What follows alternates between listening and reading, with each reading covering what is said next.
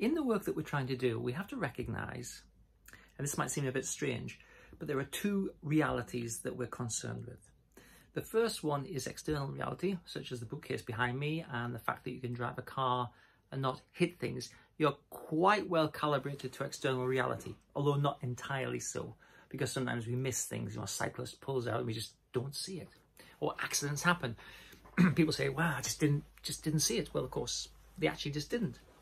And there's internal reality, and this is internal reality, and this is the bit that we're really concerned with, because there is a difference, a significant difference between external reality and internal reality. We might all agree, for instance, if we were to look at a tall skyscraper and say, yes, that is a tall skyscraper, and there are 35 floors, and it's probably, I don't know, 300 meters tall. But if we were to consider an intellectual argument or an emotional argument or a political argument or a religious argument, we're likely to have very different, potentially, views.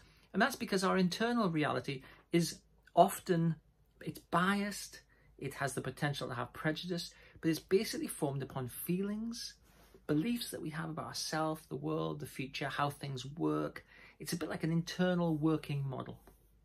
Now, if your internal reality is not adequately calibrated to external reality, what you can end up with is quite a distorted experience that you think is because external reality is against you, or somehow external reality is not working. But the truth is, it's that your internal reality is not giving you what it needs to give you.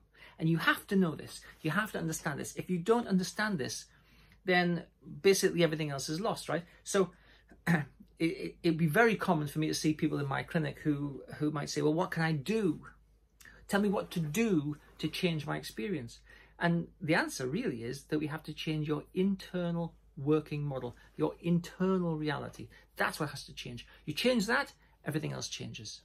So, can you find one example today where external reality does not actually match your internal reality, or internal reality does not match external reality?